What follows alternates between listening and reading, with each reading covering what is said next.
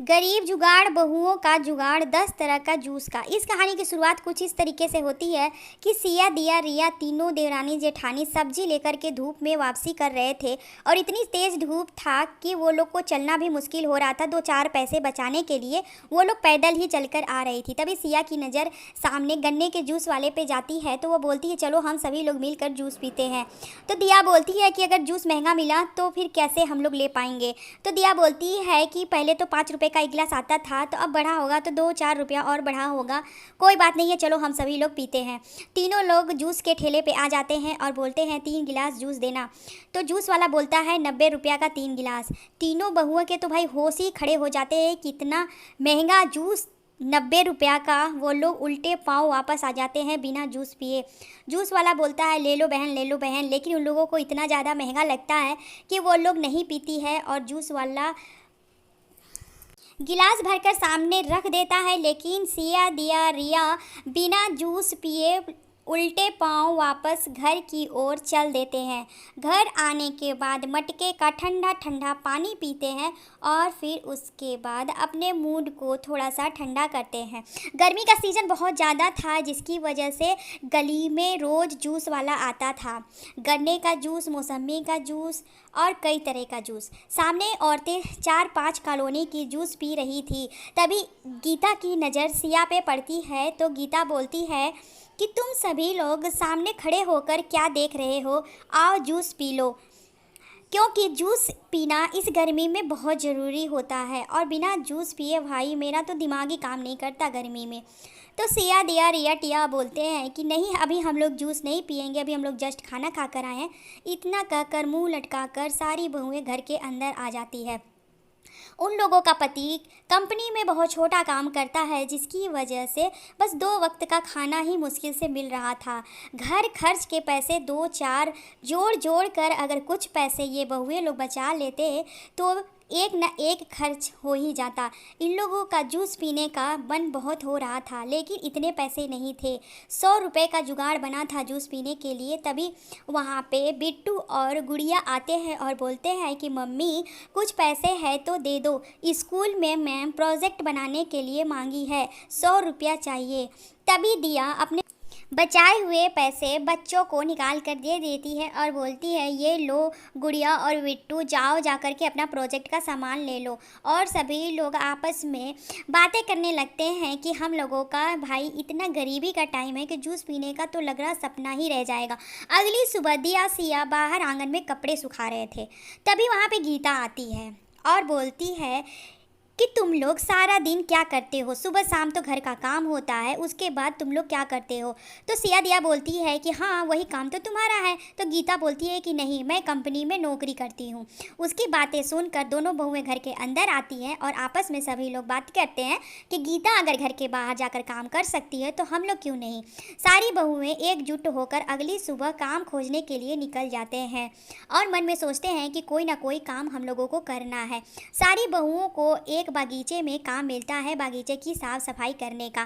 तो सारी बहुएं लग जाती हैं बगीचे की साफ़ सफाई में और कुछ बहुएं फल को तोड़ने में।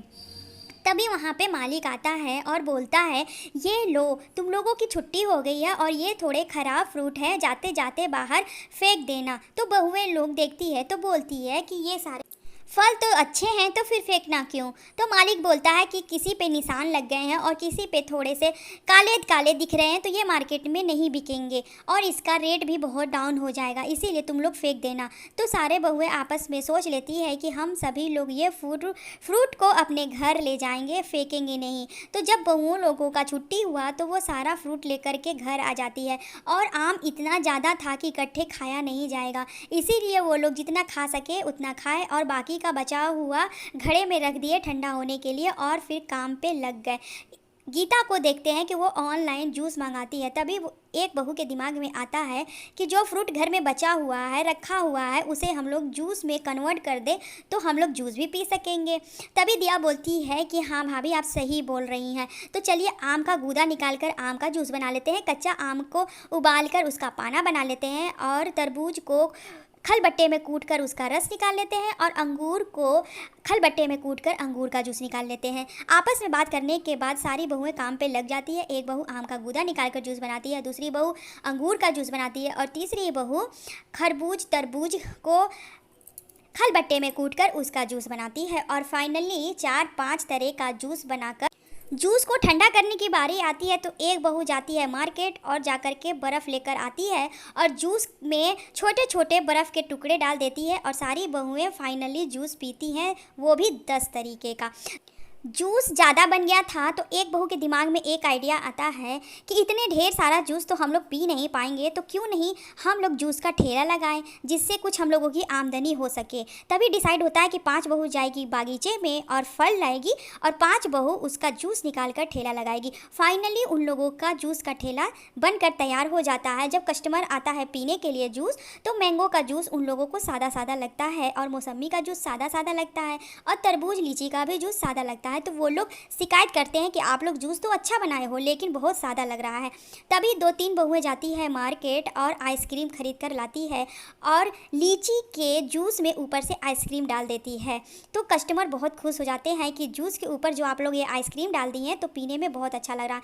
फिर बहू लोग जाती है मार्केट और सस्ता सस्ता मसाला खरीद के लाती है, मूँगफली खरीद कर लाती है जिसे बादाम की तरह यूज करती है। और एक बहू बोलती है कि भाभी मैंने तरबूज के छिलके को छोटे छोटे पीसेस में कट कर कर और उसे उबाल लिया था और चीनी में ऐड करके उसकी टूटी फूटी मैंने बनाकर ऑलरेडी तैयार कर दिया है।